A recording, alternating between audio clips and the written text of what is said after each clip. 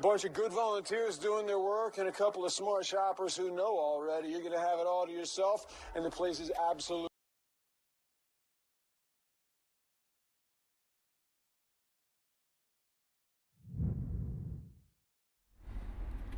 Welcome in, everybody. I'm Jen Frederick, without the echo. This is Philadelphia Live. We're going to be with you until 2 p.m. today, and as it typically happens this time of day, there's a lot happening right now. We show you the White House because of the conflict in the Middle East. There is quite a bit happening. Many members of the president's cabinet are speaking. At some point during the next 2 hours, we're going to go to some of them.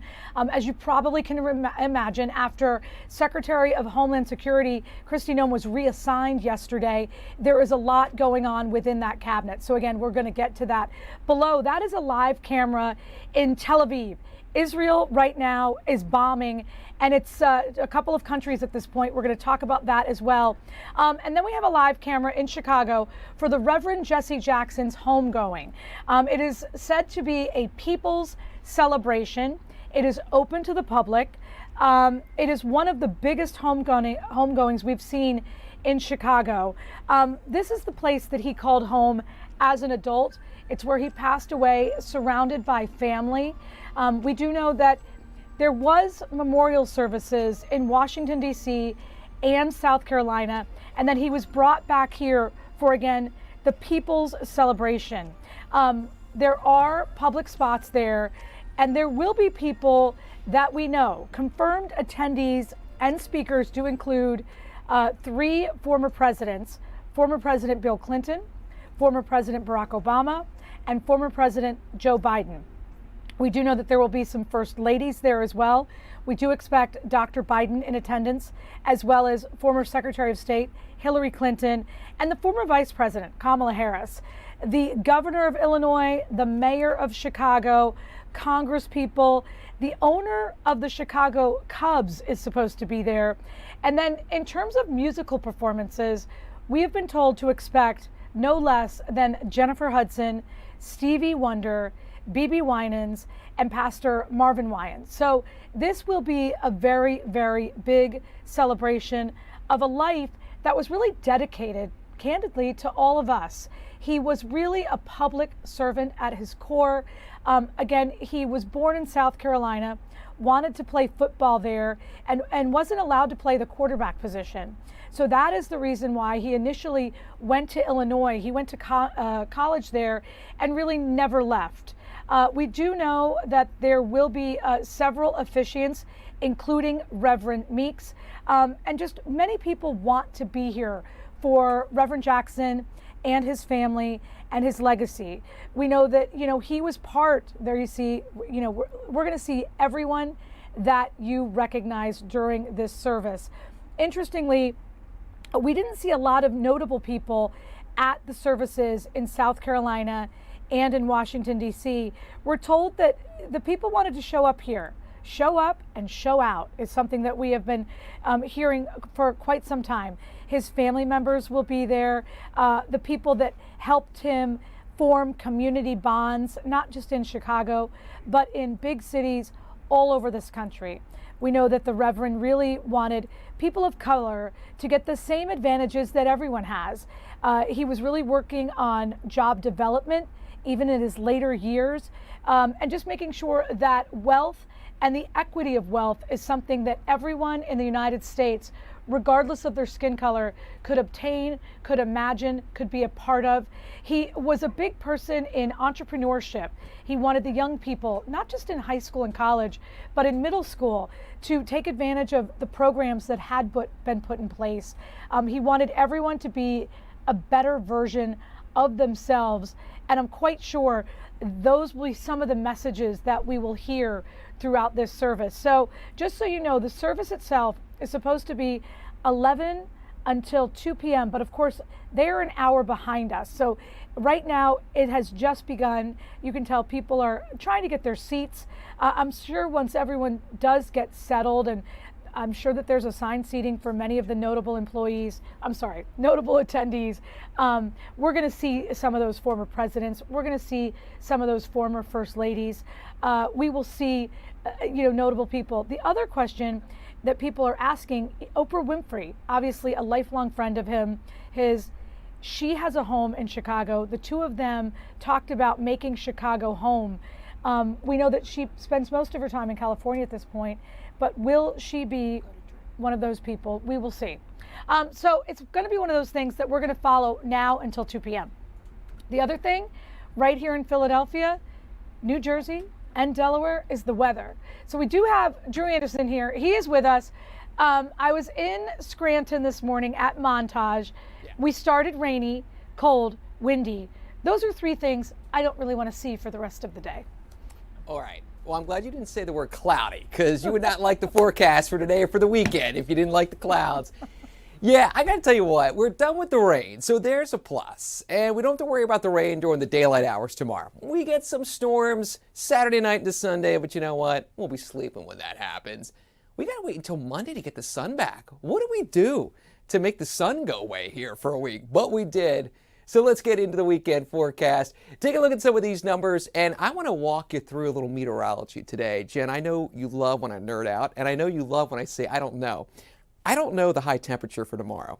So I'm going to break this down a little bit more, and I'm going to explain why I'm not confident and really have no idea what the temperature is tomorrow. So this model says 51. All right, this is our computer. This is our graphic system. Usually does pretty good. Let me show you the models I like to look at. I told you I was going to get nerdy. So the wider the boxes, the more uncertain the forecast is. I want to show you what this national blend of models shows for the temperature tomorrow. 61. So the forecast I like and that I use wants 61 for the temperature tomorrow. And then it's pretty good for Sunday's temperature, kind of in agreement, 168 Sunday. Well, let's compare that again to the graphic system. So here's what the graphic system wants for tomorrow. 52. There's a 10-degree disagreement right there. That's wild. I feel like we're going back to that snowstorm when the one model said 1 inch and the other one said 24 inches. What is going on these days with these models? And that's something me and Kathy are going to find out. So me and Kathy did a little phone call to the folks that are in charge of the National Weather Service and said, hey, can we interview the scientists that do the fine-tuning for the American Future Radar? We want to ask some questions. What can we do to make it better? So we have this interview set up in the D.C. area where they run the model, and we're going to hear all about the advancements that are on the way. They're going to be integrating AI and doing all these different tune-ups coming up. So we're getting the heads up on that. But again, as for our life, for the weekend, I truly have no idea, is the temperature 51 tomorrow for the high or 61? Here's what I would say. Even though I'm more inclined to go with that model I like of 61, I would lean on the cool side. You know why? The clouds. I wouldn't bet against the clouds. So one of the things I'll be looking at as we get closer to our evening newscast, I'll be seeing, have the high temperatures the last couple days, have they been overperforming or underperforming? I have a suspicion that we've been coming in a little cooler than the models thought, which makes me more inclined to kind of go in the 50s for the high tomorrow. Or I can just split my bet and call it 55, go right in between. Sunday, all right, so if you remember that sciencey little website I showed you, it had 68 as the high on Sunday for Philly. This model has 65. All right, so they're feeling that we're in the 60s. But again, we're cloudy Saturday and Sunday. So it's going to feel cool regardless, even though these numbers are going up. But listen, I want to give you some hope. The sun comes back on Monday, and you're going to like what that sun does. When we have the sun to warm us up, the numbers take off. Look at this. So we have confidence for those 70s right there for Monday. Looking good for Tuesday and Wednesday. But let me double check against that sciencey site. This is my go-to for models. If you ever want to get all nerdy and kind of go that way, what we can do is I can always kind of get you the info on this. Just shoot me a note. I got my email on all the socials. It's at drewforecast.com, or that's actually a website, but I'm drewforecast@gmail.com, whatever. I got my email on the socials. Anyway, what I wanted to show you was, so this has got it near 70 on Monday, and then 70s into Tuesday and Wednesday. So the bottom line is there is a warm-up coming next week. We get the sun back on Monday. We just have some more cloudy, cool weather this weekend. We're not dealing with the rain during the daylight hours. We're done with rain today. We're staying cool today, but at least it's not those 30s we had earlier in the week. So I'm trying to be Mr. Glass half full, or should I say water bottle still half full today, all right? That's what I'm trying to do for you, Jen. Yep. I have to say, I know why it's going to be cloudy and probably on the cold side. JB behind us has a cheerleading competition. It's in Wildwood. He'll be inside all weekend, and he doesn't like to sweat. He doesn't like the girls to sweat. He doesn't want anyone. True or false? Sweat is bad. Sweat is bad. So I think I know you got your models. You're talking to some nerd in DC. You've involved Kathy on her day off. That's fine. Okay. But if you want JB cam and JB data, it's because the cheerleading competition is inside this weekend. And by the way, JB's not cheering. Don't think John Brown is going to get up there and do any tricks. Well, how you know that? We know I'd because pay you can't money tie for your that. shoes, John Brown. We talked about that. Hey, man. Get him on camera. I would Oh, pay. we have a There he camera. is. We'll get there. I'd pay money to see him do some cheer. I'll come and do some cheer with him. No, you stay we where do- you are. we'll You get the stay where you are. pom-poms? He's going to stay where he is, okay? But we're right. going to expect you back here in the next hour. We appreciate the help. Bye. All right, it is Friday. We have to have a little bit of levity. We have to have smiles on our faces. And I do think the Reverend Jesse Jackson would want us to remember him with, hope in our hearts, hope for a better place, a better community, a better country that is united. So his service has begun. We're going to listen in for just a minute or two. Work.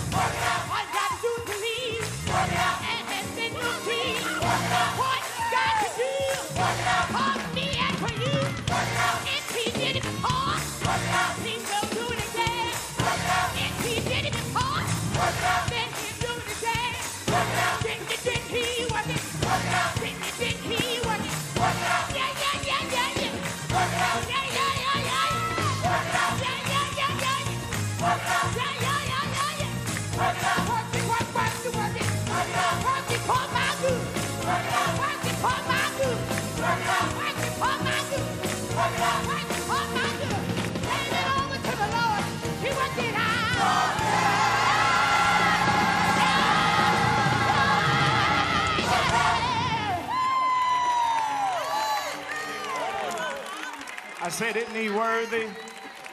He can handle it. That's a fact. We gonna have just a little more church. I need y'all to do me a favor, though. 2 favors. Everybody say 2. I need you to hear me. I need you to shout back. Say 2. Number one, we're praying for the Jackson family right now. Praying for Mom, Jacqueline Jackson, all of the children. So if you know how to pray, I'm going to ask you that you would pray now to get a prayer through. Number 2, everybody say 2. This black church is the best thing in the world, and the whole world gets to experience it. And we all love each other, and we all want to greet one another, but we cannot have all of the aisles filled and get the family in. So I'm going to ask you one more time, just for the sake of the family, please, with sugar on top, let's clear the aisles. Please get to your seat. The family is waiting to come in, and those of us who are crowding the aisles, we are the ones holding them up from getting in. Also, if you have a camera, we got a section for you. It's called Up There. 100s and 200s. We need no more flash photography on the floor. I know this, sister. Yes. So Lemmy Battles is here. Our Chicago legend, sweeping through the city, giving God glory, honor, and praise. Come on, let's praise him a little while more.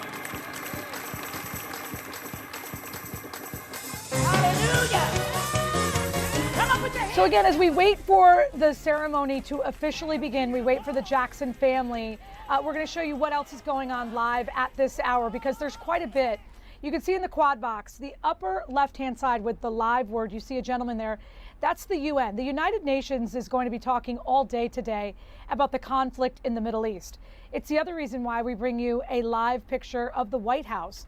As you know, the White House combined with Israel below a live camera of Tel Aviv just about a week ago bombed Iran. So we're going to be hearing a lot about the conflict in the Middle East for the next 2 hours, including, candidly, what it's going to do to your money. And then finally, that is the live picture in Chicago of Reverend Jesse Jackson's homegoing. When we come back, we're talking Britney Spears, her mental health, and so much more.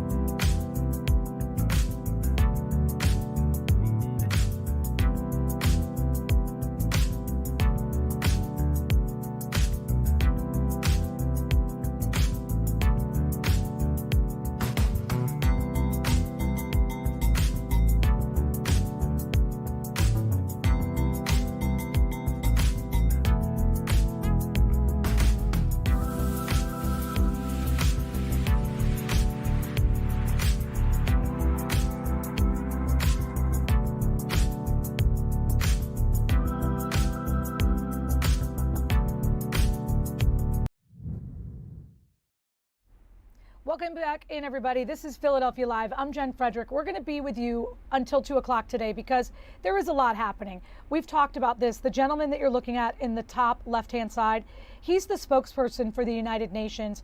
There are reporters in that room from countries all over the globe, and they're interested in hearing what the UN has to say about the conflict in the Middle East. Some of those thoughts will come from the White House. So that's why we have a live camera right there of the White House. We do know that at this hour, Israel is involved in bombing several cities. We're going to talk about that. The image you see below the White House is a live picture of Tel Aviv. And then from now until we're done at 2 o'clock, there is going to be this amazing ceremony, this celebration of life, a homegoing for the Reverend Jesse Jackson in Chicago. Former presidents are expected there. Celebrities like Jennifer Hudson is expected to perform. So as it happens, we will be bringing you the elements live right here. So we're happy you're here. The other thing that we've been looking at all week is what's going on with Britney Spears. We know that earlier this week, she was arrested on suspicion of drunk driving.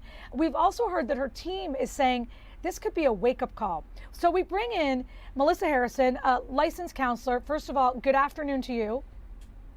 Hi, Jen. Thanks for having me. For sure. You know, you don't think that that's a sentence that many people would say.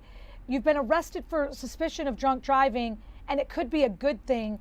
And yet, many of us have had a window into what Britney Spears' life might look like because she posts these kind of, you know, erratic Instagram images that people talk about, they comment. So people think there may be something in the world of mental illness drawing these acts together. I know you don't treat her or see her, but we wanted to hear your thoughts on the whole thing. Yeah, it's reasonable why people are concerned. You know, there's some long-standing erratic behavior. Each individual event is certainly not diagnostic. We can't say loving being naked is a mental health diagnosis. But, you know, over the years, especially given erratic behavior plus a potential DUI is definitely starting to get into concerning territory, whether we're talking about, you know, a couple different mistakes made at the same time, or we may be talking about a pattern that could lead to us, you know, being more concerned about her mental health, potentially drug and alcohol use. And even though I can't confirm details on those reports, I think it does speak to maintaining sobriety can be complex. Mental health is complex. It looks different for different people. So, you know, our broadcast partner, TMZ, has been reporting that she fired her sober coaches. For people who don't know what that is, talk us through that. My assumption is it's someone that lives with her 24 hours a day to support her sobriety, but I don't know if I have that right. Yeah, I mean, I think it can look different for different people, certainly in different situations. Someone like Britney Spears, who may have access to a lot of resources and funds, can certainly hire someone to be with them 24/7. So it's possible that was like a live-in sobriety coach that is no longer with her, making her more vulnerable to certain decisions. We talk about this, and we've talked about this before. You know, when you break your leg, everyone can see the cast on your leg. It's a broken leg. When your brain is broken, meaning there's mental illness, we just can't see it. And so I think, you know, some of the comments on the Instagram are ridicule. Some of the comments are genuine concern. And, you know, we're kind of here. We talked about this earlier with Rob, one of her former publicists. We're in this space, and I should say she is and her family is, because she was, you know, under a conservatorship, which she said was way too strict, far too prohibitive. She was trapped in her house, you know, forced to work. I mean, she said many of these things on TV, on social media, and beyond. And yet people think maybe she didn't get enough. Like, is there an in-between? And I don't know the answer to that. Like, is there something where someone's checking in, but you're not forced to be at home all day with this? I don't know. Mm-hmm. Yeah, I mean, it's so hard because she's an adult. And, you know, adults in this country have civil rights. And so conservatorships are controversial. Mental health is controversial. Like, you know, even if I'm really concerned about a client, if I don't meet certain thresholds, I can't just put them in a hospital. You know, we have those rights in this country, which is a good thing, but it really sets the stage for some confusing and gray areas in trying to help a person who, you know, obviously can't speak to her specifically, but there are many people who don't realize how unwell that they are, or maybe be making poor choices under stress or under the influence of drugs and alcohol. So, you know, there are some gray areas that you can try to petition for, or try to work with her family on. Or really, the best case scenario is trying to get the client to be insightful and committal to accessing and using the resources that they have. So, you know, maybe you're a family member or maybe a friend, and you're like, hey, Britney, again, we don't know her. We're just, you know, Sure. There's some medicine out there that might help you. You might want to feel better. Again, I think that we don't say enough that, you know, I don't think anyone wants to be mentally ill. You know, they don't want their brain to be broken, just like you don't want your leg to be broken. And yet you have to speak to the person that has this broken brain and get them to make a decision that maybe is easier when your brain is healthy. Yeah. I mean, what I would say to friends and family in a situation where they're trying to help a loved one who may not be so keen on getting help is, one, frame it as an experiment. Let's just see what happens. Let's write the pros and cons of our life right now, you know, potentially getting a DUI or, you know, having relationship issues, whatever is at hand. And then let's take the medication for a month and just see how your life is, and framing it as an experiment. The other thing we want to keep in mind is we really want to not invalidate their reasons for not getting on medication. Many people will report it's going to dull my spark. I don't want to have a flat affect. I want to have fun. And so really trying to meet them where they're at of how can we go and make sure you have fun even while you're still on this medication? How can we still have you have a good range of emotion and not feel so dull? So wanting to validate their concerns is super important in negotiation. Yeah, maybe you could say you could still dance and have fun and do whatever you want to do, but like People dance on medication all the time. Yeah. No, that's interesting. I like that approach. I just think all of us, you know, you love her as an artist. Maybe you're a fan. You feel for her because you heard all these things that she went through in a conservatorship, and now this is the end result of it. And you know what? It's also interesting as we wrap up, Melissa, because we only have a little bit more time. When many celebrities were getting DUIs, I was in Los Angeles doing American Idol reporting and things like that. And I asked the publicist about it, and they said, you know, it's really the only time they're ever alone is in a car by themselves, right? So, because I was like, why aren't they taking Lyft, Uber? Why don't they have a driver? And they'd say, you know what? They're surrounded by people all the time. With this case, we've heard that Britney was largely alone in that house. So it surprises me that, again, we think that her brain is not fully healthy right now, but it surprises me that she wanted to be alone and then alone. But again, what do I know? Yeah, and that may be part of what she's dealing with. She's under a lot of stress. I did grow up as a fan. I grew up watching her under the scrutiny of the world, and it makes sense why someone who went through that wants to be alone. I do think maybe a DUI, if she is going through something, could be the one time that she's sort of forced to really think about her actions instead of being surrounded by yes men or having access and money to all the resources. She might have to change at this point, given the legality of the issue. Going to make sure that, you know, she shows up, she has to be there, or there's consequences. Melissa Harrison, thank you so much. We appreciate your insight. Thank you so much, Jen. Have a great day. All right, there is a lot going on. We have reporters all over the country, and we're going to go to some of them in just 2 minutes. Stick around. We got a lot happening.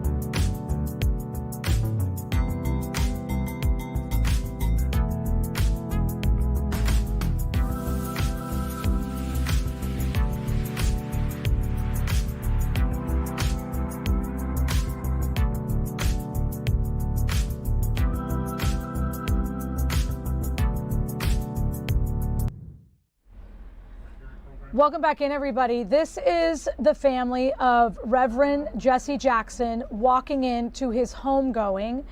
This service is going to be happening for the next few hours. It's in Chicago. That is where he lived his adult life. It's where he passed away. It's where his children were raised. We did hear the person who's kind of in charge of making sure that everything moves along say, make some room. You know, there's a big family and they need to come through the aisle. We do know that at least 3 former presidents, Clinton, Obama, and Biden, are going to be there, as well as some former first ladies. We're expecting Jennifer Hudson to perform. We're expecting Stevie Wonder to be there and perform. And we're expecting some really heartfelt tributes to a man who spent his life trying to make our country better for all of us. He wanted all of us to have equal share in the peace and the moving forward. He wanted all of us to be employed and entrepreneurial in spirit and just moving forward in our lives. So you can hear that they're beginning the ceremony. So we're going to keep dipping in there as we see different people speaking. But again, the family is still coming up, and you see the people in attendance are standing up, paying respect not only to the Reverend, but the family that is there in attendance. At the same time, there's a pretty cool operation happening, and it's basically called a Freedom Plane. It's bringing very important documents to cities across the United States ahead of the country's 250th anniversary. You know, that's an event that we've talked about a lot right here in Philadelphia. Oliviana Calmez is with us from Kansas City. So good afternoon. Before you begin, you know, we're disappointed. We don't think we get a visit in Philadelphia. Hey, you know what, Jen? The summer is great for road trips, though, really. I'm sure they wish they could be in even more places, but what is really cool about this is that people don't have to just go to D.C. to see these, which rarely leave the National Archive. Here, you can get an up-close view, starting in Kansas City here, now going to many places across the country as we look at that 250th anniversary coming up. And so how were the documents selected? Do we know, like, was there like a list of things that people want to see that they've always been like, I wish I could see it? How did they pick what's on this tour? Yeah, so there was a discussion on what they think people would be interested in, of course. So I do want to actually name a couple of the things that you would see if you go to one of these. You would see George Washington's Oath of Allegiance. You would see the Treaty of Paris. And for Hamilton fans, you'll get to see his signature here too. So a lot of different foundational documents that have made America what it is today. That's really what people here have told me. And another interesting thing is, how do you preserve these documents in order to actually make it okay for them to travel? They go through a meticulous process for that. They say they have basically a microclimate for each document that they curate. And I can't even have my big, TV light on right now, because the more light, the more deterioration to the documents. So they're not in a box, they're like out in the open? Or they're in a box and it's still, you can't have your light on? They're in a box, okay. Yeah, but even through the glass, I guess, you got to be extra careful. These are really important documents. Yeah, that's amazing, especially if you think about some of these cities like Denver, Los Angeles. We know that there's people in Los Angeles, I'm sure everyone has the means to travel, but that's a big lift to have to go all the way to Washington, D.C. And then how long will each stop be? Meaning, like, how long will they be in each city? Yeah, so they'll be in each city about 2 to 3 weeks, depending on the museum. Of course, Kansas City, they're just kind of figuring out how that interest is going to be. It's exceeded their expectations. But yeah, every stop should be about 2 to 3 weeks, going all the way through into August. So definitely a fun, trip to maybe take the kids to and teach them, do a little history lesson with them. There, I saw lots of students here already today, being the first ones inside to see the documents. We love it.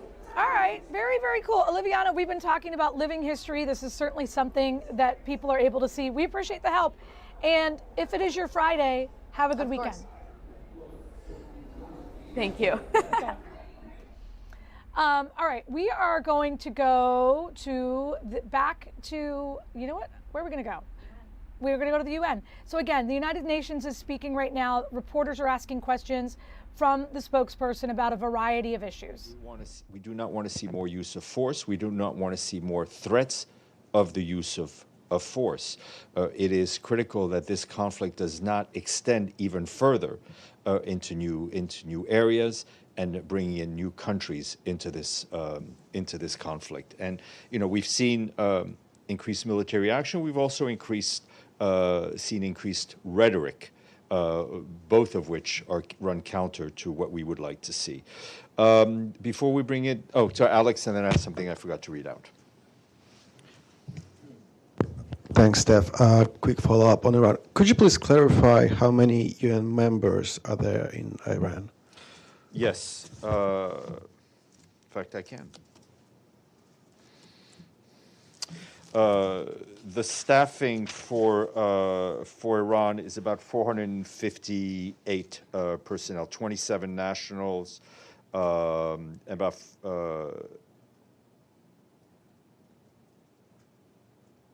458, which I think 27 internationals and about 430 nationals. And quick follow-up on Gabriel's question.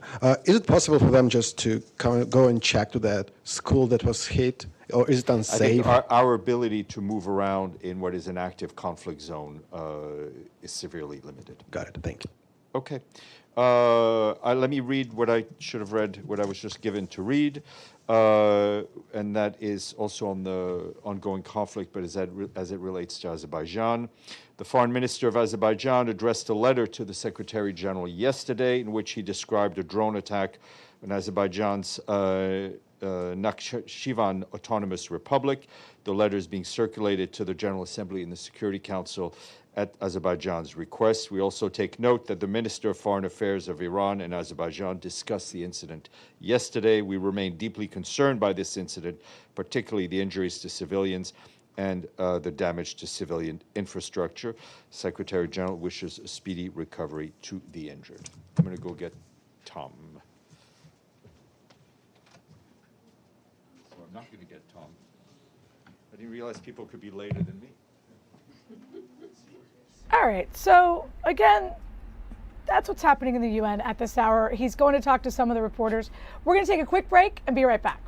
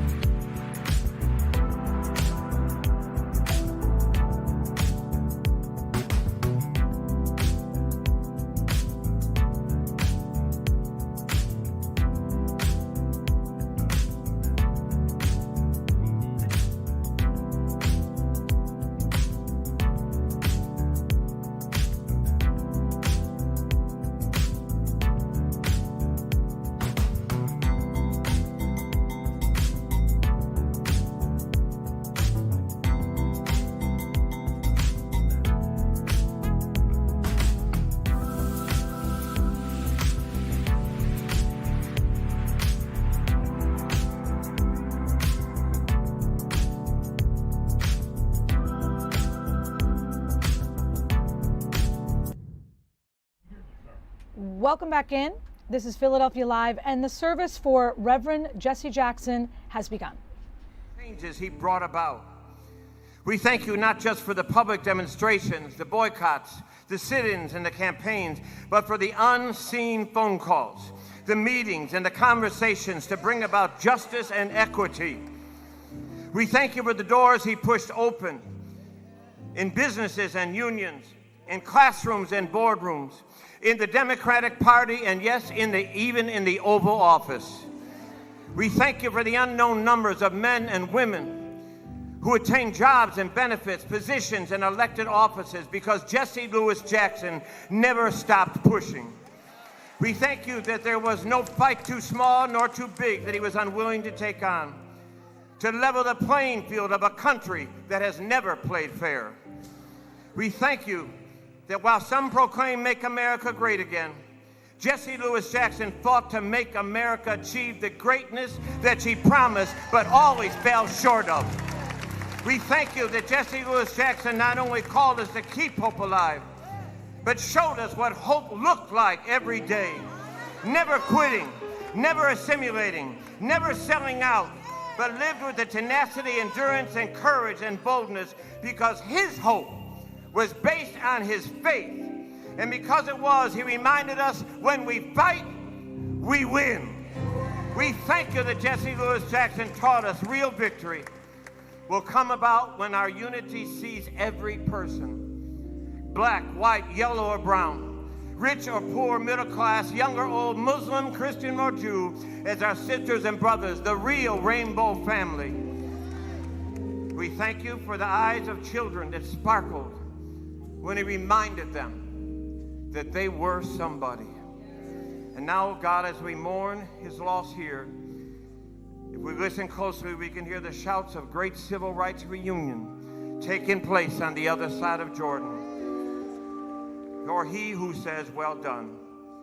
Finally, as you have shouted for years, "Run, Jesse, run," we celebrate that today Jesse Louis Jackson fought the fight and he finished the race. And now may each of us honor him by picking up the baton, and may we keep on running in Jesse's name. Amen.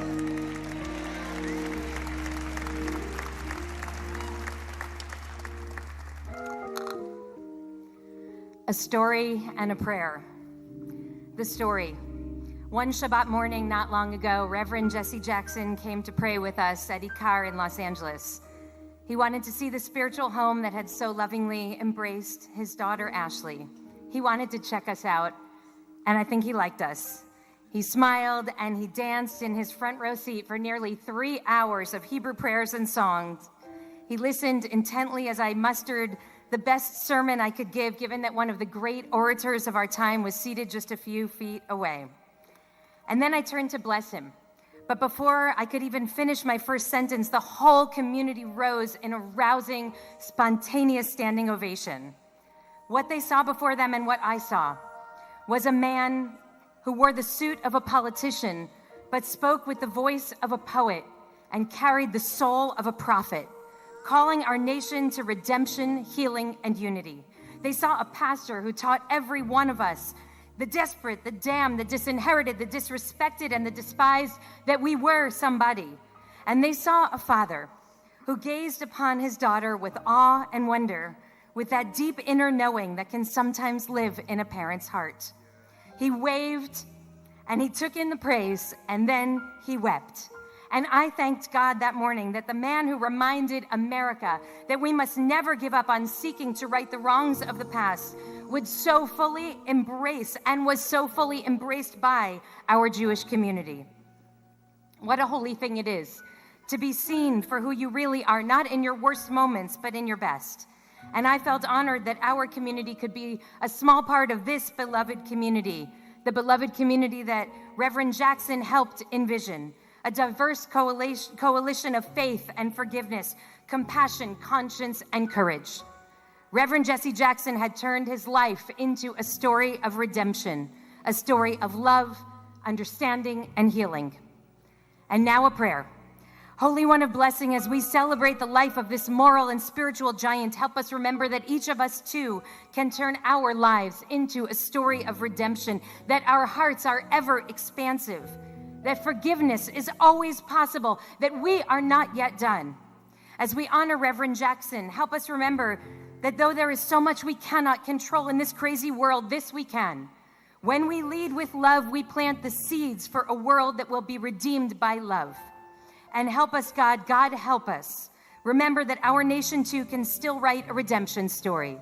Because the psalmist teaches us, Ba'erev yalin bechi v'laboker rina. We may lie down weeping in the night, but joy comes. Joy comes in the morning.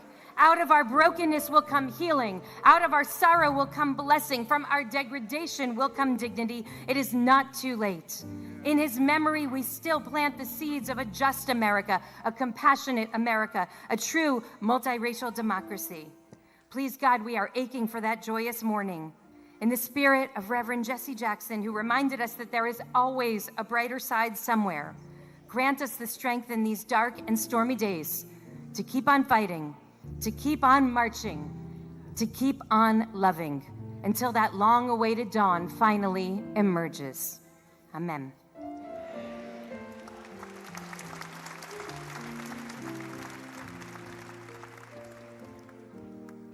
Let us pray.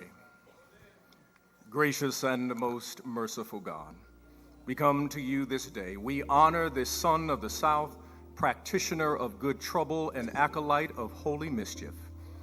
We honor a spiritual artist who painted upon the canvas of democracy with a rainbow coalition of colors that had been marginalized by antebellum myths that dismissed human dignity.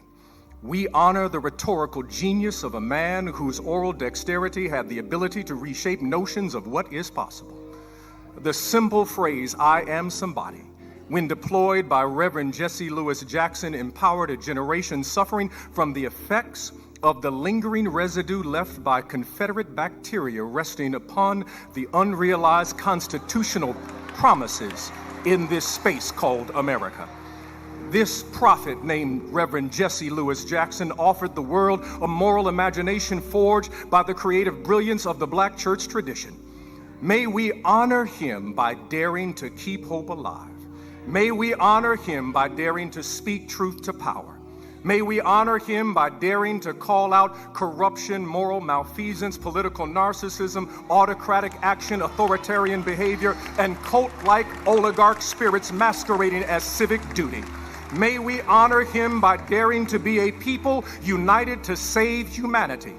Reverend Jesse Lewis Jackson is now an ancestor, part of the great cloud of witnesses. May we be unafraid to tap into his ancestral intelligence. He has left to bless these persons who are yet to be born. So again, these are the beginning moments of the public homegoing service for the Reverend Jesse Jackson. It's happening in Chicago. 3 presidents, former presidents will be there. First ladies will be there. The mayor of Chicago, the governor of Illinois, along with Jennifer Hudson. She's expected to perform. So we're going to dip in and out of that coverage. At the same time, there's a lot going on right here in Philadelphia. So we're going to take you to all of it in just 2 minutes. Offer these prayers of farewell this day and all those who gather in this space.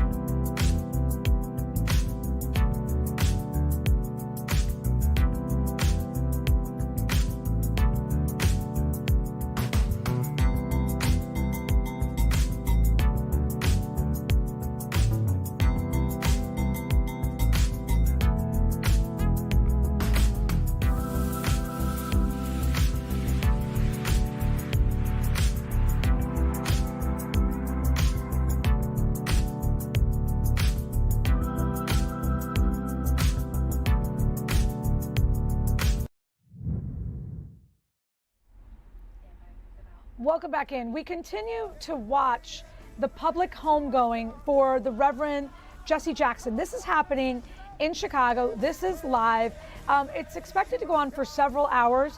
We know that at least 3 former presidents, President Biden, President Obama, President Clinton, are all there. Several of the first ladies are there as well.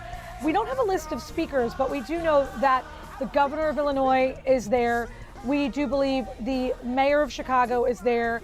And we do know that there will be musical tributes by Jennifer Hudson and Stevie Wonder. It is going to be a very, very full day. And we have the opportunity to dip in and out of it. So we're going to do so as the events warrant. So back here at home, there is a story that Chris O'Connell is covering, and it's confusing, it's heartbreaking, and there are a lot of elements, a lot of pieces. Chris, good afternoon to you.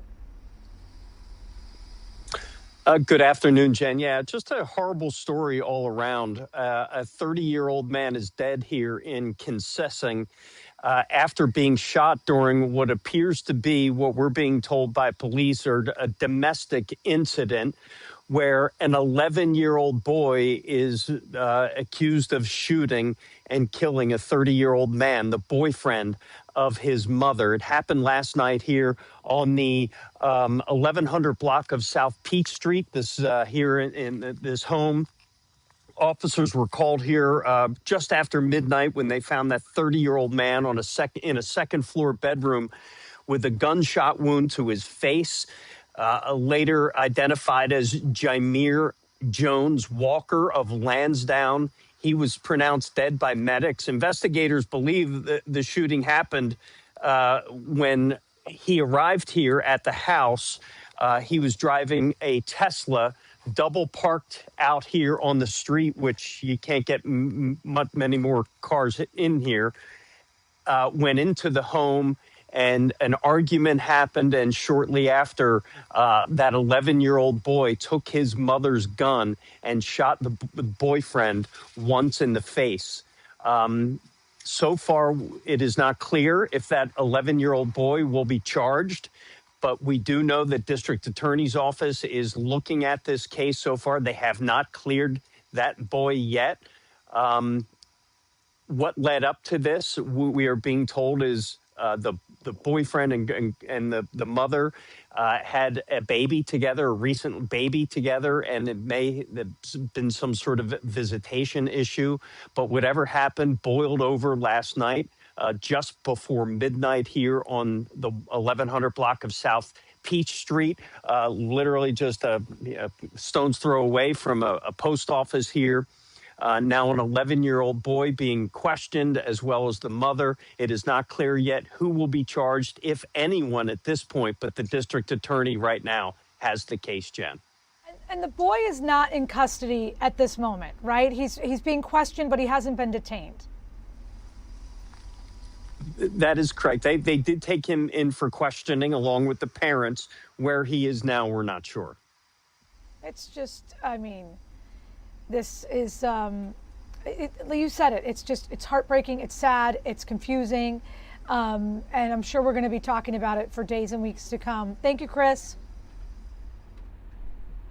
All right, so we know this. There is the homegoing ceremony for Reverend Jesse Jackson in Chicago. Just a big, big celebration of a life that made a big impact on everyone in the United States. He really wanted a better country for all of us. We're going to listen in for just a minute or two. It's to my God. That's how the service lasts. But we intend to get out today. Amen. President Joe Biden said to me, I love being in the black church. And Mr. President, we love it too. Listen, if they are holding people outside and won't let them in, please let them inside. There is enough room still in the building not to hold anybody outside. Amen. Our next 3 speakers are coming. Rabbi Stephen Jacobs, Rabbi, and I had the opportunity to go to Kosovo with Reverend Jackson to bring home 3 hostages. And he is here. He's going to speak. Rabbi Jacobs And after Rabbi Jacobs, Pastor Steve Muncie, who has done so much to help us and to help this family. And then after Pastor Steve Muncie, everybody's TV judge, Judge Greg Mathis.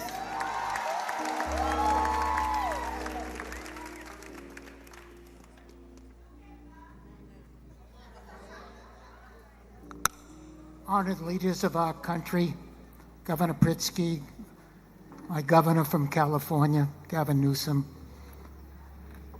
my fellow clergy, the beautiful Jackson family, and my dear colleague, Rabbi Sharon Brous. The psalmist knew it well. Reverend Jesse Jackson knew it well. Every person sitting in this sacred place knows it well. Hinei ma tov u'manaim, shevet achim gam yachad. How good and how pleasant it is for brothers and sisters to dwell together in harmony. I flew to D.C. in 1967 to join Martin Luther King in an anti-Vietnam protest rally with clergy from all around the country. There I met Reverend Jackson. It was a conversation with him that changed my life and my journey. He invited me to join him in several events, one in particular to speak at a memorial in Philadelphia, Mississippi, remembering Schwerner, Goodman, and Cheney, two Jews and a black who were murdered trying to register blacks to vote.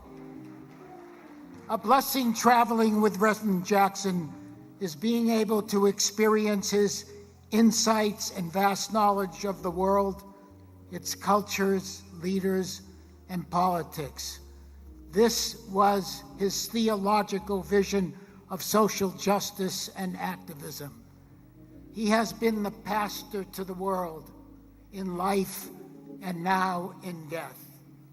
He challenged no-talk policy while negotiating with despots and enemies. His life was dedicated to no talk, then no action. No one could talk with Bashar al-Assad, with Hezbollah, Hamas, which is why Prime Minister Shimon Peres welcomed us to Israel to learn from his friend, Reverend Jesse Jackson. This is why our visit to Belgrade to gain the release of 3 American soldiers, one of whom is my friend and... So again, this is the public homegoing service for the Reverend Jesse Jackson, and every person who has already spoken has a personal connection. They're talking about a personal moment or a personal event that they had that shaped them into who they are today. And we're going to continue to listen in. And again, he referenced, you saw one of the speakers talk about former President Joe Biden, the A-list of the A-list of the community that, you know, cares about human rights, and people in this United States are in that room. We're going to listen in. We're going to take a quick break and come right back. There's a lot happening live. Reverend Jackson 2 decades ago.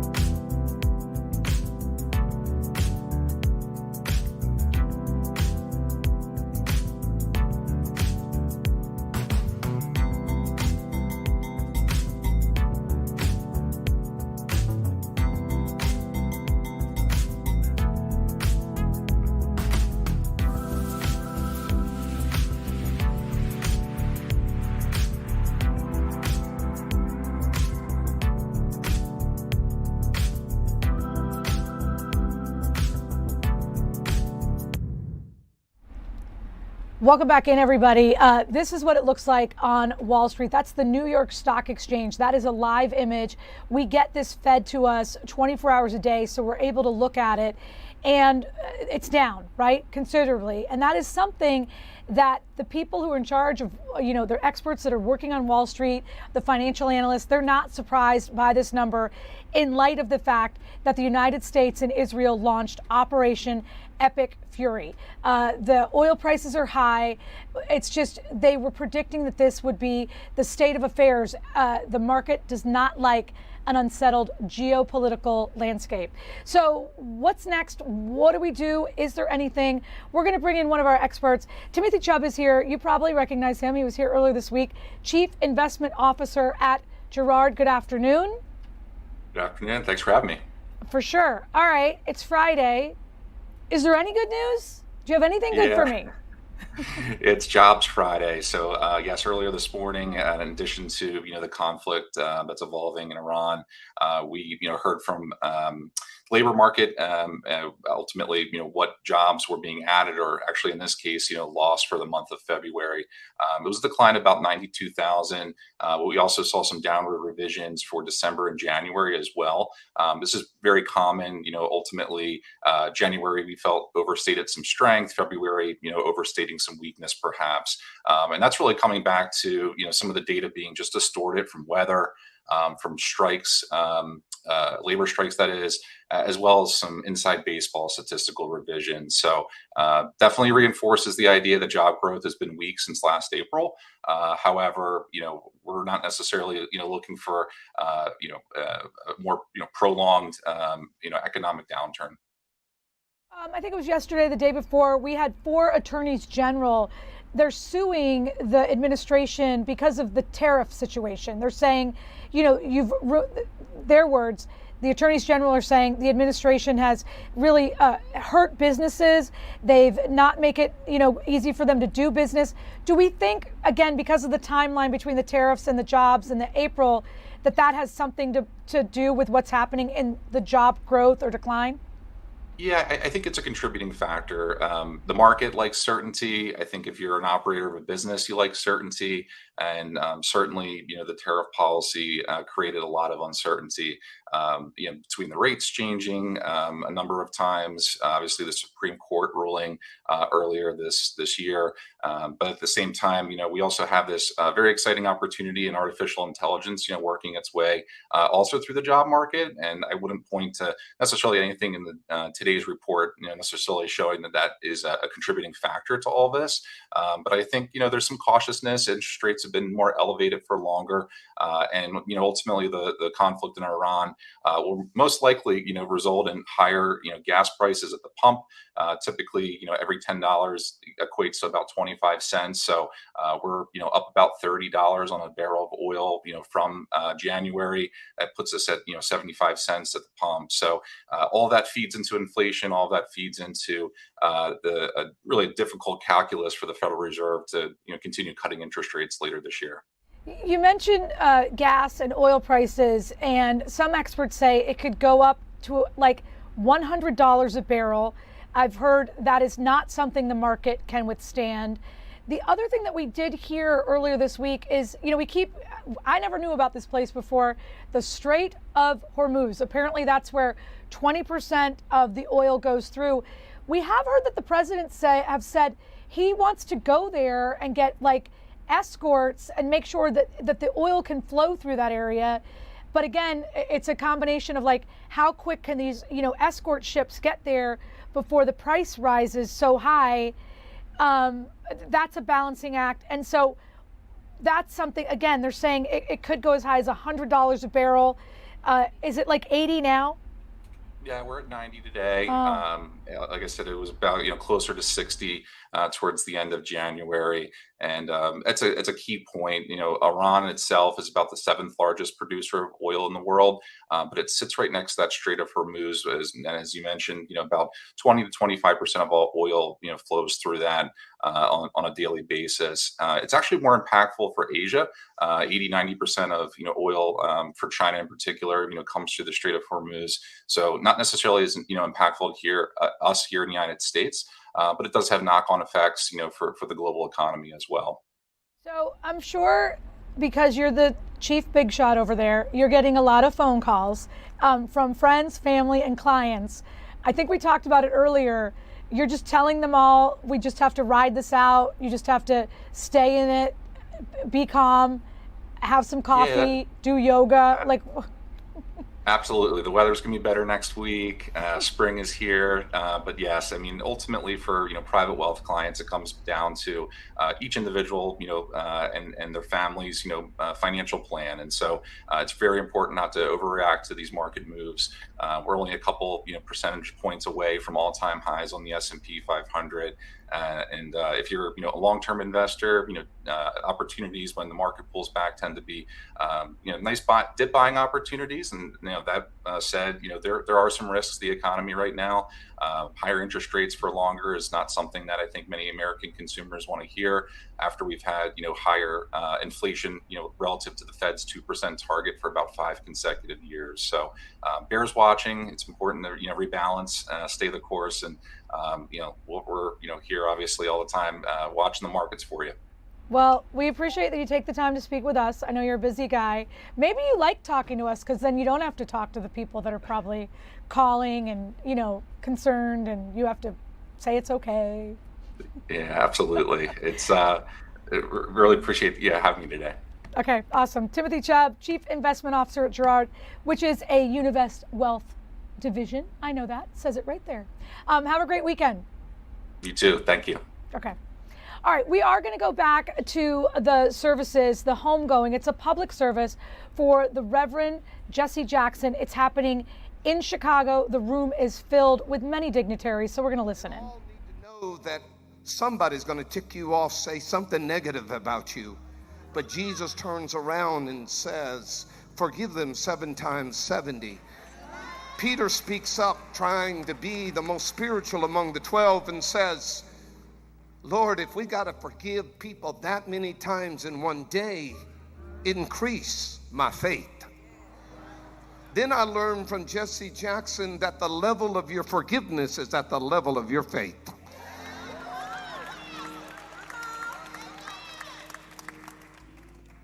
Holding unforgiveness, he said to me, or a grudge, is the willingly to chain yourself to the person who harmed you. It's a form of self-imposed slavery. He said, sovereign forgiveness is your declaration of emancipation. It's not about saying what you did was okay. It was about saying what you did will no longer have power over my inner kingdom. It's not a gift you give them. It's an act of self-liberation you perform for yourself. You don't forgive because they deserve mercy. You forgive because you deserve peace.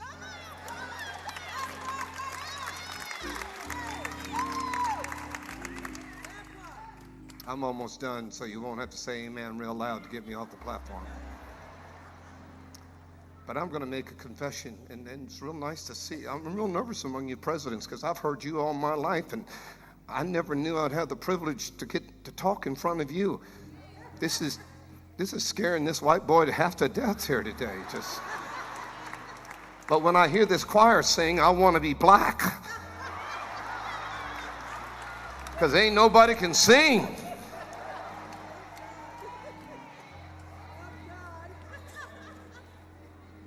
My wife is going to pinch me over there and say, you should have been nice.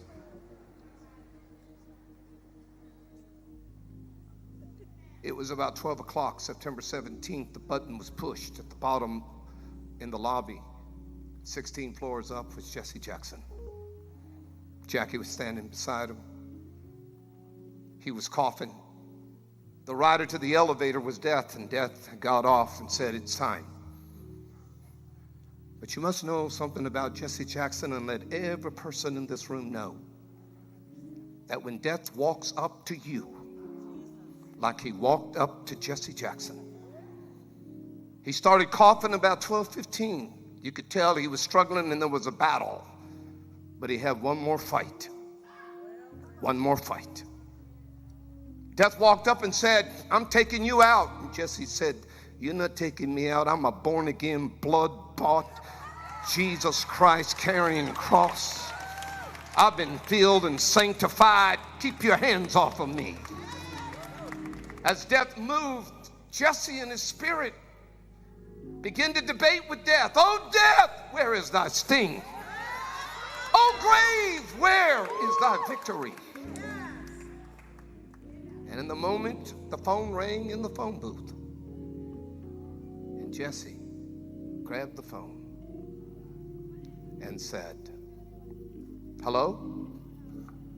Jesse, you fought a good fight. You've kept the faith, and you finished the course. In the last 3 seconds, I did something for all of you children, and it will be given to you. I was trying to sneak his ties out of his room, but I had to go through Mama. But every one of you will get a tie. We prayed for it, and I hope that when you wear it or you display it, you will feel like somebody.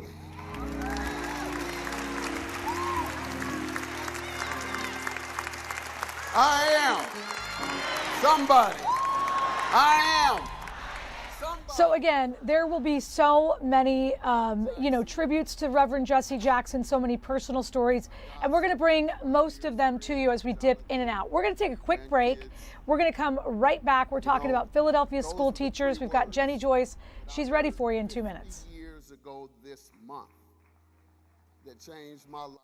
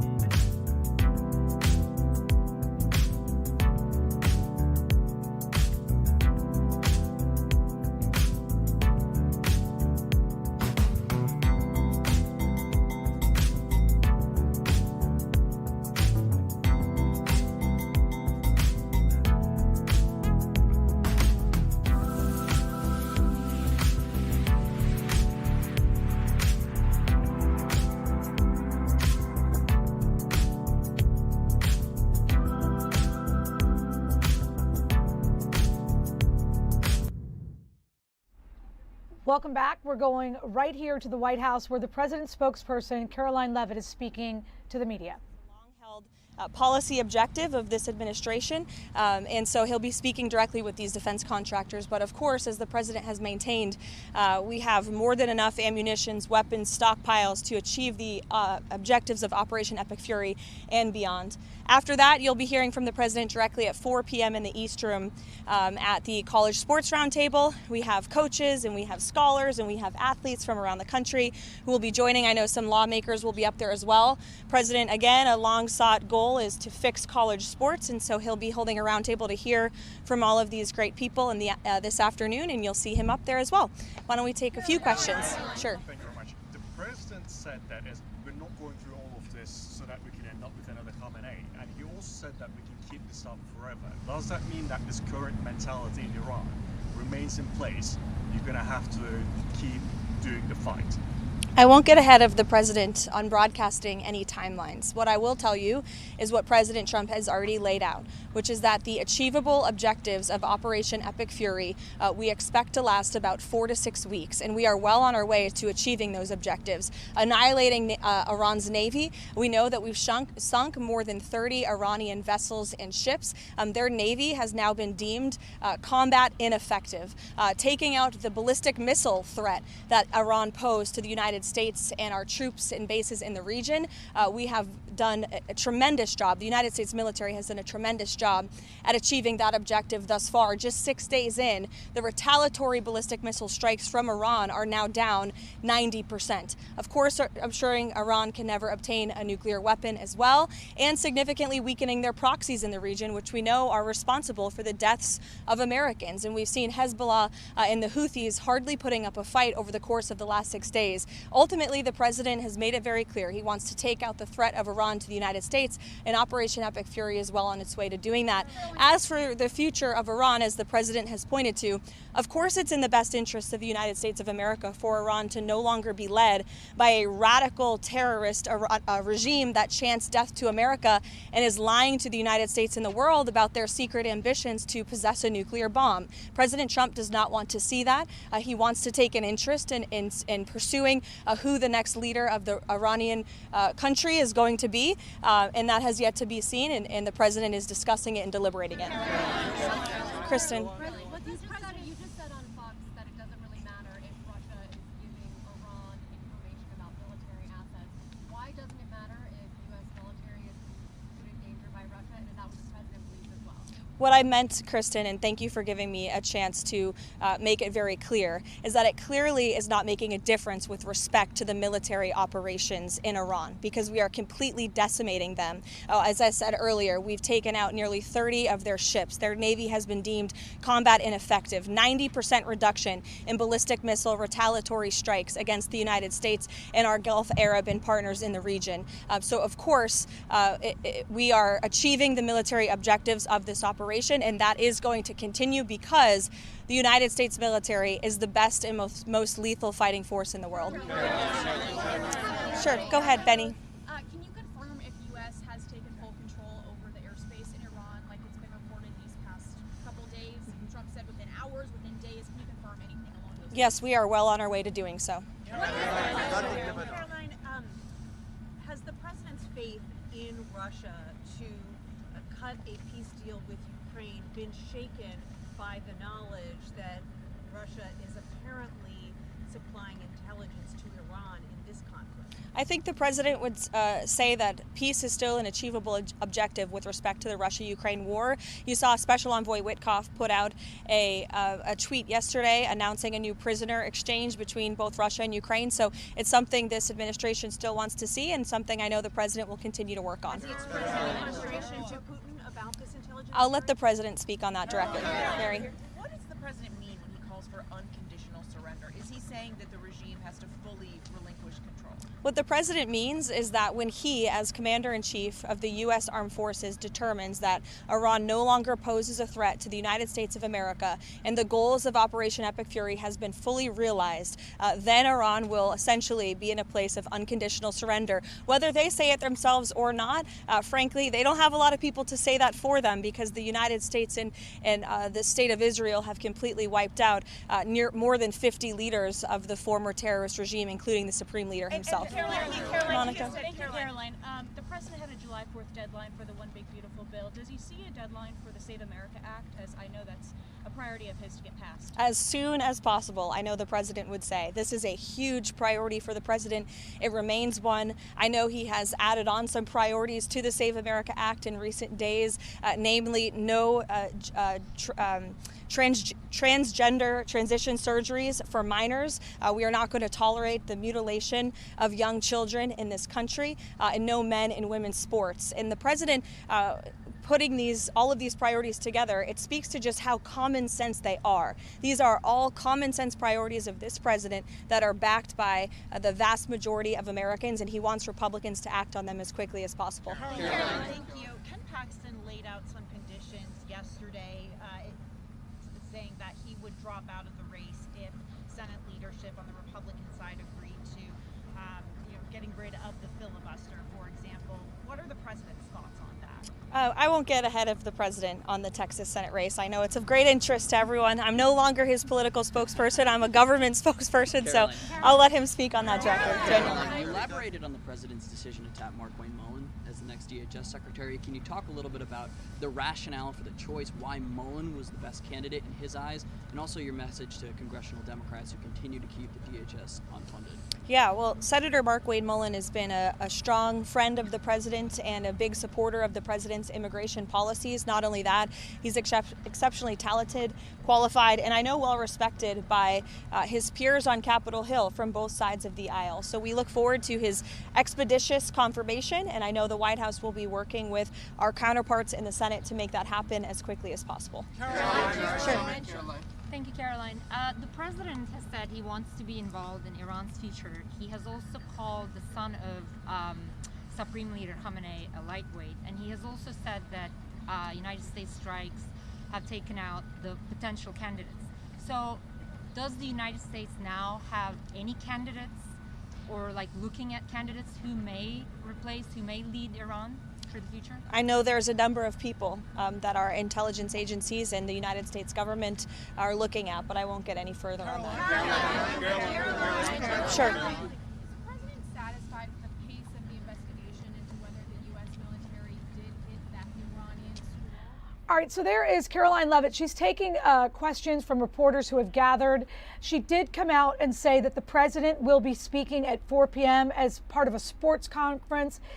She's also been talking about the fact that the United States, along with Israel, has decimated, her words, decimated the Iranian military, saying that we've taken out 90% of their ballistic ability. So again, she's taking questions about a number of things, but mostly what she's saying is the schedule for the day. It's one of the reasons why we're going to dip out for just a moment or two. The other thing that's happening right here on Fox 29 tonight is the World Baseball Classic. I do that like I have a mitt and a glove in my hand. We do have Sarah Legray, who's on that story this afternoon. Wait a minute, you're looking all professional. I thought you'd be like in a jersey of some kind.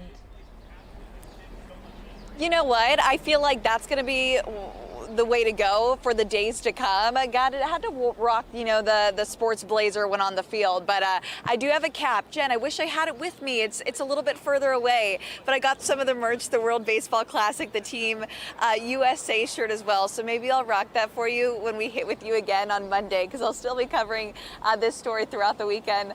And Jen, it's so exciting to be here. Being a baseball fan, I know you're a baseball fan, to see the action take place here in and outside of Dyken Park. It's quiet right now. I'm actually in the fan zone.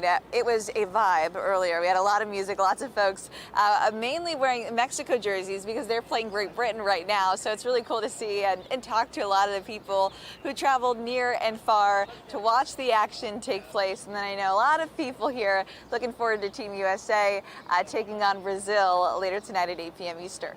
And so two of the stars of that team are stars of our team, the Philadelphia Phillies. Bryce Harper's there, Kyle Schwarber. I know they spoke either yesterday or the day before.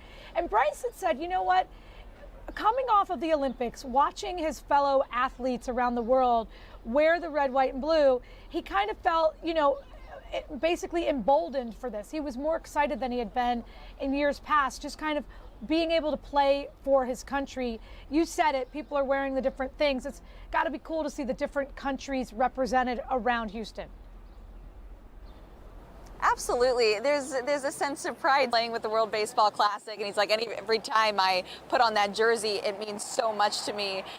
It carries so much weight and a tremendous amount of pride. And so it's really cool to see how humble they are when talking about it, and how this for them is an ongoing dream come true, to be able to rep the red, white, and blue, and then also to play with some of the star-studded team members that they are for Team USA. Talking to Aaron Judge, too, the captain, New York Yankees All-Star, he was saying too, like, so many players in the MLB go up to him beforehand saying, hey, how do I be a part of this team? I really want to be a part of it. There's a lot of eagerness there, and you definitely see it just being in the interview room with them, and then also being on the field, just guys with a little bit of a light in their eyes too. It was really cool to see yesterday during batting practice, and they're definitely looking forward to the start of what is today, you know, hoping for a bit of a redemption story, lost to Japan back in 2023, and hoping to change things around this year. So a lot of fans very hopeful for that, and it's exciting to see it all take place, at least in my neck of the woods, Jen. I know, you don't have to go too far from home. Thank you for the help, and we'll look forward to your gear on Monday, what you're going to be wearing. It'll be good. Okay, thank you, Sarah. Have a good weekend. Yeah, you got it, Jen. Okay. All right, so this is Clearwater, Florida, and this is where you want to be this time of year. Spring training's happening, so the guys that aren't at the World Baseball Classic are there, and maybe they're at the beach occasionally as well. They're definitely going to Frenchie's. You know, that's where they get the grouper sandwiches and that type of thing.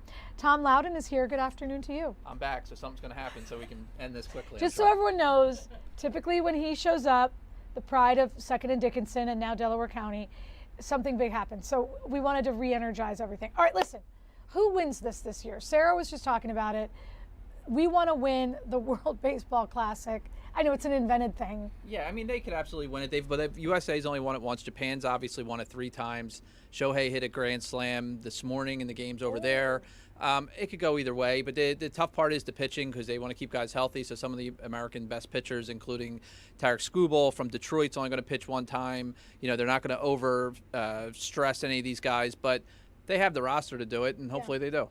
All right, Bobby Brink. He's headed to a team that's probably going to go deep into the playoffs. They have a good chance. That division in the West We're is... talking about the Flyers. There was a trade. NHL trade deadline is today at 3. The Flyers obviously aren't going anywhere this year, so they're moving on from some guys, moving some pieces around. They traded Bobby Brink, who's a solid middle 6 forward who's going to be in the league for a long time today, to Minnesota for a young defenseman named David Jiricek, who was the 6th pick in the draft back in 2022. This will now be his 3rd team, so obviously he hasn't panned out, but I guess they figure this will be a little reclamation project for him. You know, he's the 6th pick in the draft, so, you know, somebody thought highly of him at one point. And Brink, they needed to create some space on the wing, because the Flyers, they don't have much, but they do have wing depth coming, so they needed to keep some space open for Porter Martone and others when they come over. So we know that Howie Roseman with the Philadelphia Eagles does this better than anyone. Why don't the other teams call Howie and say, how do we move pieces in a way where we can get into the playoffs, into the championships year after year? I mean, each sport's differently. Howie's got his own issue right now. You got the AJ Brown thing. You know, what are they going to do with AJ? You know, AJ seems like he doesn't want to be here. They don't want to give him up for less than a 1+. First round draft pick. If AJ's on the team next year, he's $23 million against the cap. If you trade him, he's $43 million against the cap, because there's dead money, so you got to figure that out. I hate that. And NFL free agency starts on Wednesday. Technically, they have their tampering period on Monday, which basically is when it starts. So, long story short, don't know what that is. That's, you know how Sue Serio hates a one-day sale because you get the one-day pre-sale. So Monday is basically the Macy's one-day pre-sale. Yeah, and there's no Kohl's cash involved in this, but the reason I bring that up, that the Monday tampering, you'll probably know AJ Brown's future by the time you go to bed on Sunday. Really? Yes, because teams want to know. If you're trading for a guy making 20, you want to know before free agency starts how much money. If you're the Eagles, who are trading him and taking on an extra 20 on your cap, now they could wait till after June 1st, but all reports, including Diana Rossini this morning, said look for a resolution soon. And Mike Garafalo said he thinks in the next 2 days we'll know what's happening. Okay, so resolution.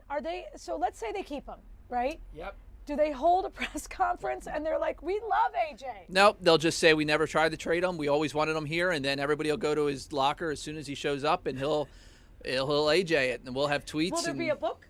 At some point there will be a book. He may even read it on the sideline. That's what I'm saying. That could be really good.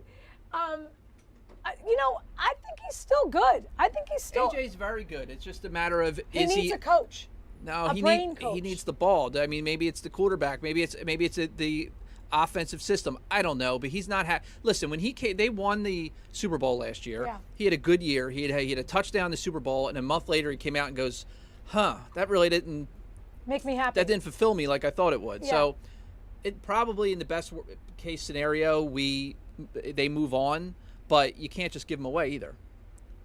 Who would we even get? Like a first-round pick. It's not good enough. Not worth it. It's not worth it. Whatever. That's according to Caitlin and I. Thank you. We are happy that you're here. Disappointed that you couldn't make anything astronomical happen. Yeah, but we worked in Cole's cash. I did. Tara Loudon's thrilled. Okay. Get lost. Go do something. He's the head of all kinds of crap around here. I don't even know what he does. That's Clearwater. It's gorgeous. We should be there. We'll be back in 2 minutes.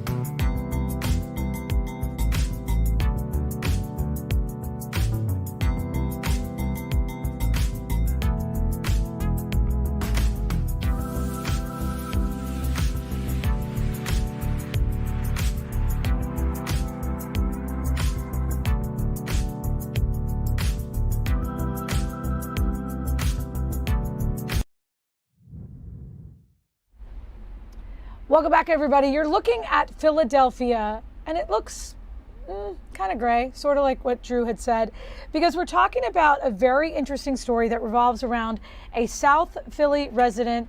And nope, that's our other Jennifer.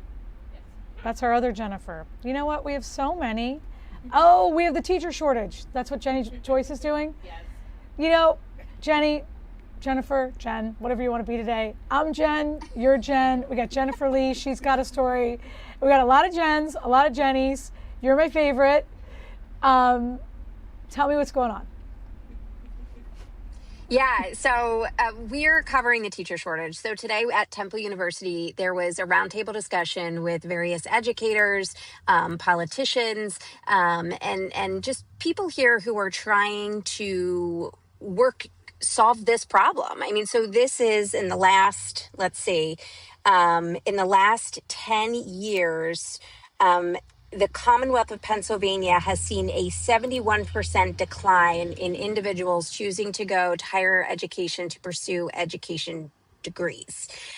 So that's a lot of teachers that we're losing year after year. So they called this a crisis in the state. They called it a crisis across the country. Here in the city of Philadelphia, we know that we have a shortage. This year, Superintendent Watlington did say that they were able to fill 97% of vacancies. They need to be at 100% vacancies filled, of course. So there are a number of strategies that he talked about. One thing he said was recruiting. They will be recruiting teachers even outside of the state of Pennsylvania to try to bring teachers here. They have a program now in high schools. We talked to one high school senior who said she's a part of this program. She's learning and she's practicing leading classrooms on Wednesdays after school. They are even partnering with Temple University for some of these high schoolers to receive college credit. There are different programs to help students pay. Obviously, the big issue here is teachers don't make a lot of money. So starting salary in the city of Philadelphia is just shy of $55,000. They said, they're doing the best they can. They just increased that 3%. But they're doing the best that they can, right? And so that might not be enough when you think about the mounting cost to attend a local university or college. So they are trying to, again, enhance their recruitment efforts. They are working with people who maybe have 2-year degrees, and they're not the traditional path to become a teacher. They're trying to offer support and resources to get them the certs that they need to move forward and maybe not complete a 4-year degree, and just have the help to do that. So it was a very interesting discussion. It lasted about an hour and a half, again, here at Temple University. The kids here are on spring break, so it's pretty empty, but really just keeping that conversation going to try to work toward a solution. Jen. And I know your mom was a teacher, so this issue is near and dear to your family, obviously. But yeah, we don't just need teachers, we need good teachers in the classroom.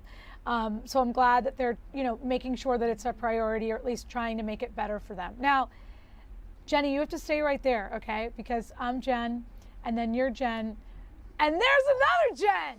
There we are. This is exactly. You guys can't see, but this is probably 3 of us. The best television Fox 29 has ever delivered. Thank you. Thank you. Thank you. Big round of applause. And Jennifer Lee, you'll forgive me. I did say that Jenny was my favorite Jenny. She's just my favorite Jenny. You're my favorite Jennifer. I knew you would have heard it. Okay, but wait, you're my favorite Jennifer. That's a whole different thing. Okay. Plus, we don't see Jenny. Okay, I was taking it personally, but now I understand. She makes guest appearances these days. We don't see her every day. We're happy to see all of you guys. I love Jenny as well. All right, Jenny Joyce, you're out. Love right back to you. Oh, they love each other. All right, bye, guys. Okay. I wish we could do heart emojis popping out. I know. All right, so basically, first of all, I like your jacket. You have a story that I think is going to make everyone say, yay, to the resident who did this. So explain what you have going on.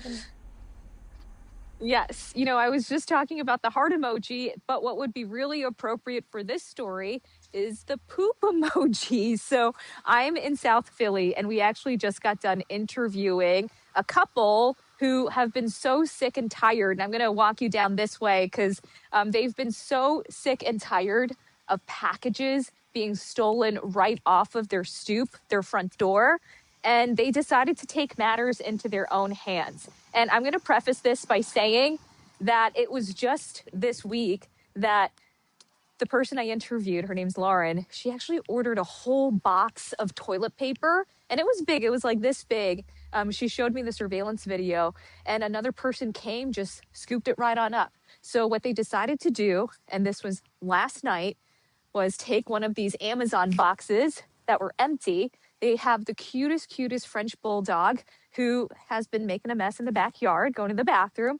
So they had plenty to pick up and clean up. Decided to put some of Louis is his name, Louis's poop inside an Amazon box, seal it up, and then they left it right in front of their door here, the stoop, overnight. And when they woke up in the morning, it was gone. So they felt like this was sweet revenge, maybe more stinky revenge here.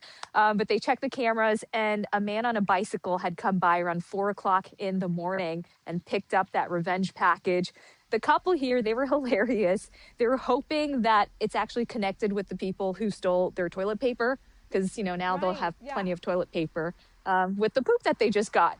Okay, so just so you know, Steve Bradley's directing. He doesn't really like this show at all, and he really was entertained by your story. I don't think he knew what was coming. And so wait, because they do have a surveillance camera, they can't give that to the cops or show. The camera's right up here. So can't they give the evidence? You're on camera. Oh no. Can they give this to the police, and can they find? I don't know. How does it work? You know, I did ask them about that. They said Philadelphia police, they have so much going on and likely more important investigations that they're conducting. So they have not reached out to police about it. But obviously they have a really good camera facing their front steps here. And they actually have I think 2 more cameras up top that way. But they have not called police about it, but they do have a lot of video evidence of not only those 2 incidents I mentioned, but previous incidents. They've lived here for over 15 years. But they said, you know, if there is a way for, you know, the package thefts, the porch pirates to face consequences, they would surely welcome that. But at this point, I don't think they've had police get involved. They've just kind of taken their own measures. Obviously, the surveillance cameras, the neighbors look out for each other and try to bring in their own packages. But what they find so appalling is the fact that most of the time, they're in their living room, just feet away as these people come, knowing the blinds are open, you know someone's here, there's a camera, and they still decide to steal the packages. I have another idea. They got to get one of those signs that they have in places that Keith goes, and it says, "Smile, you're on camera. Don't steal." Or something, right? Yep. I don't know if that would help. Or take at your own risk.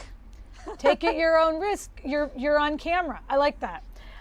Thank you for participating in Jenna-palooza.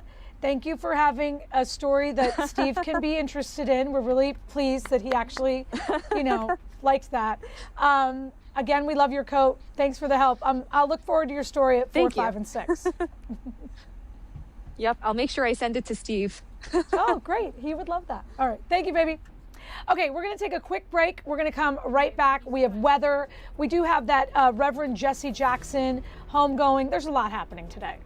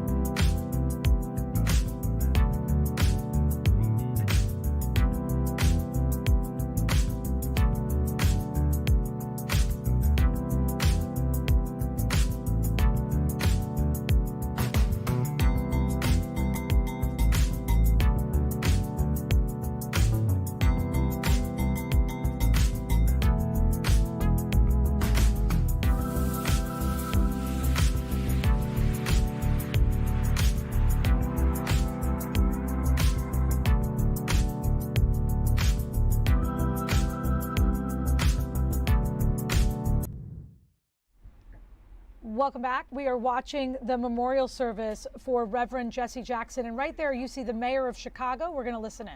Bridge, safe and affordable cities, accessible transportation, finally fully funding our public education system.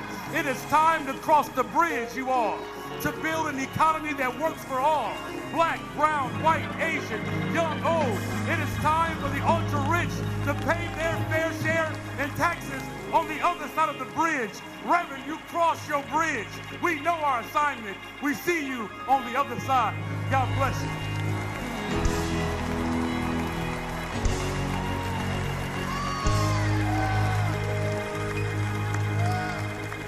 Reverend Mayor Brandon Johnson, everybody.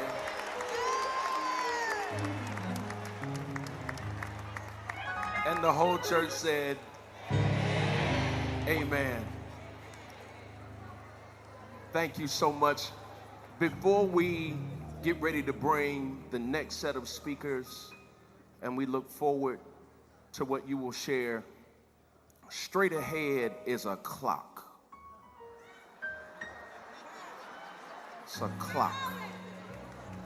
We would love for you to help us as we press towards our goal. Hasn't this been fantastic thus far? Can we thank all of our speakers and participants?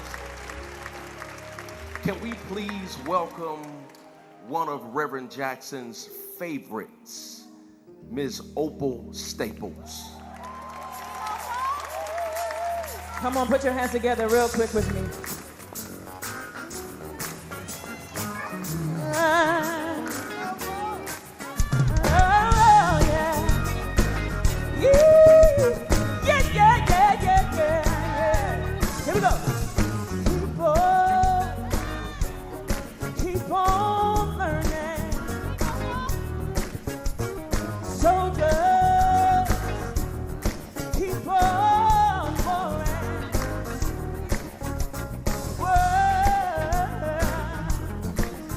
We are expecting President Obama to be speaking before we get off the air at 2 p.m. If you're watching on TikTok, we want to say hello to you guys. If you're not watching on TikTok, we're going to be live on TikTok every day. Go watch on TikTok. All right, so I think he's on TikTok. Drew Anderson, I know he's in the weather department. Are you a talker? Are you a ticker talker? I'm a ghost. I'm a ghost on TikTok. So I'm there, but I don't use it because I'm waiting to see what plays out with the government. Like, should we have it? Should we not have it? I want it definitely. All right, so you want me to actually start using it and not be a ghost? Right. Oh, I see you have your nerd graphics behind you. I do. I figured out what the forecast is. I know what the temperature is tomorrow. It took me about an hour and a half, but I know what's going on, and I'm going to break it all down for you. So first of all, let's get right to the forecast. The information to help you plan goes like this.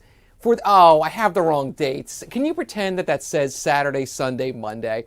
It doesn't matter. But just, all right. So that's Saturday, Sunday, Monday. No, we can't. Oh, come on. No, we Don't can't. you remember? Wait a minute. Don't you remember the days at elementary school when they would do decoration stuff? We would be in the pretend world. Here's what we'll do. Stay right there. Don't move the camera. Leave it just like that. Here, I'm just going to cover up the days. So this is what we're going to do, all right? That's not how this works. Hold on. Actually, I got one better. Hold on. I got this. I got paper. I'm going to not only cover up the days here. News thing we're doing here. You'd think that, but you let me in the house. Okay, so here's Saturday. Just real quick. Did you get the days wrong or the forecast wrong? The days are wrong. I forgot to change it. Saturday, Sunday, and now let me put in Monday here. All right. Does he have a review? Perfect. There we go. Okay, so the graphic's perfect now. So Saturday afternoon, we're in the mid-50s, all right? Sunday afternoon, we're in the mid-60s. It's cloudy both days. Then we're sunny on Monday with 70 degrees. All right, there we go. And then now that I actually finally did my job and looked at the forecast, I figured out why I couldn't figure out is the temperature in the 50s or in the 60s on Saturday. So if you remember from the top of the show, I showed you how our computer graphic system said the high was in the low 50s. Then I showed you my nerd site that I usually go to for the forecast, and it was saying we're in the 60s on Saturday. So I'm like, wait a minute, why is there a 10-degree spread? Well, let me show you what it is. Both are right, okay? So here's what was going on. I needed to go a little more in depth, so we're going to go a little more in depth. On my nerdy site, this shows the temperature hour by hour. Let me show you what it is for the afternoon, and that's why I put mid-50s on the graphic that I messed up the days of the week on. So I'm going to take us to Saturday afternoon. This is the temperature, 4 p.m., 5 p.m. Look, mid-50s, but look what happens after sunset. The temperature goes up. So by close to midnight, we're in the low 60s on Saturday.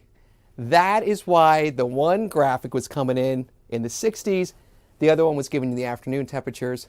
Mystery solved. So, cool on Saturday with the clouds. I know, I got this. Don't you love when everything makes sense? When it doesn't make sense. You're doing the work through. You know, do you get reviews like I do that you never get a 5, you can't get a 0? The boss is in the house today. Let's hope he's not watching this episode. I'm just saying, I think you can't, one of the things you could like argue to get like a 4 or 4.5 is like you came back from it. You came back. Yeah, listen. Resilience. I could go in and change the graphics system here just like that, but who else around the world here is going to make some paper and change the different days of the week like that? I am here to solve problems, right? Some people bring up problems, some people make problems. You're resilient. I solve problems. Yeah. I bounce back. I'm like that basketball. I bounce back up. We're lucky to have you, Drew. We are lucky to have you. Okay, I'll leave you with this. Sunny 70s for the start of the work week and a couple days next week. We'll look forward to that after a cloudy and cool weekend. Okay, earlier you gave your email. Has anyone emailed you and asked for the weather over their head? So my email's on all my socials. So even though I'm a ghost on TikTok, I am active on X, which is what we call Twitter these days, Facebook and Instagram. I put drewforecast@gmail.com at the top of them in case anyone wants to reach out or DM me, whatever. No one asked for my nerdy site because when people are into the weather, I always give them this site because this site's really accurate for temperatures. And so you can get the high temperatures for the next like 12 days. And ever since like the last 5 years when we started blending the future radars, this thing's really accurate. And as we saw, it had scooped me today even. So no one reached out, but if you want to, I'll get you that website. I highly recommend it. It's the stuff we use. Thank Have a good you. weekend. Bye-bye. Happy weekend to you. Oh, bye. He's Oh, busy. we can stay. I don't No, have to no, go get out of anywhere. here. I'm here all night. Okay, someone who brought a lot of joy to people in this country, Reverend Jesse Jackson. The homegoing service for him is happening. We're going to listen in. And Reverend Jackson got out of the car. He stood and looked around, and he looked at me and said, "My funeral's going to be at this building." He told me that. So that's who I am. They told me to introduce myself. And they told me to introduce the other guy who keeps jumping up here, who's up here with me. I want Governor Gavin Newsom to know, since he went off about how great our governor is, he lives in California. Pastor Charles Jenkins, who pastored the Fellowship Baptist Church over 25 years, where the chairman of the board of Rainbow Push, the Reverend Clay Evans, was the founder and the pastor.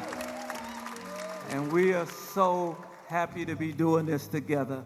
All right, now we have expressions from Jim Reynolds, Chairman, CEO of Loop Capital, C.K. Hoffler, she's the chairman of the board of Rainbow Push, Thomas Ricketts, who is the president of the Chicago Cubs. Anybody need to pray for the Cubs? And Isaiah Thomas. They will come in that order. Come on, give it up.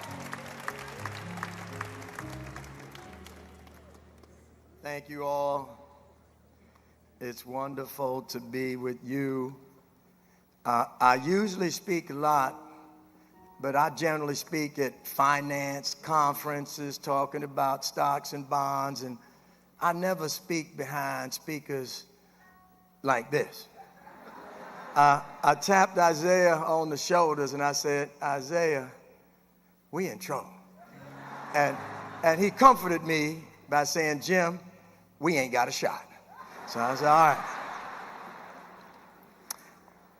Family, the Jackson family, kind of like my own family, as we've been close these last 30 years, as I really became very close with your dad, obviously. My sincerest condolences to you all and to everybody here in Chicago.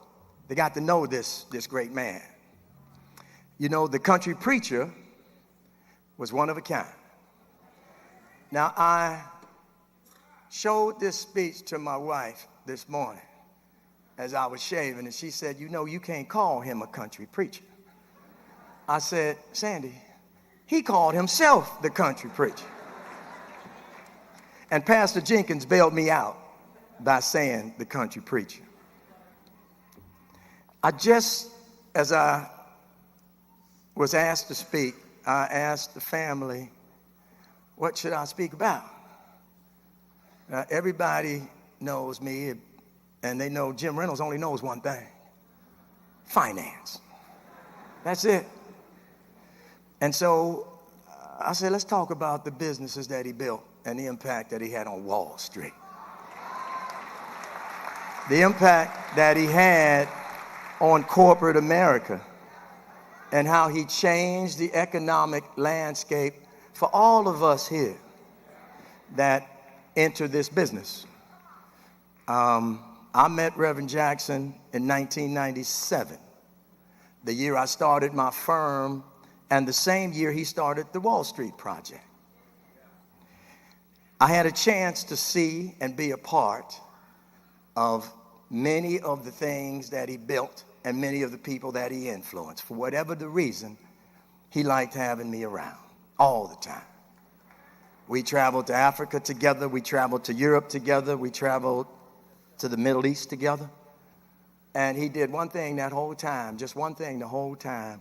He fought for other people. That's all he did. I knew from a young fella about his Operation Breadbasket, and I knew intuitively that when blacks went in these grocery stores to shop, they wasn't really working there. And if they were working in back in those days, A&P and those places, they certainly didn't have jobs that they could move up in. And he raised that issue and raised it with the power that he had, which was the power of the people, to change it, and he did. Then he went on to do a few things, but he tackled Wall Street, of all things. And I went with him to tackle Wall Street. One of the reasons that I'm standing here and have the business that I have today is because he tackled Wall Street.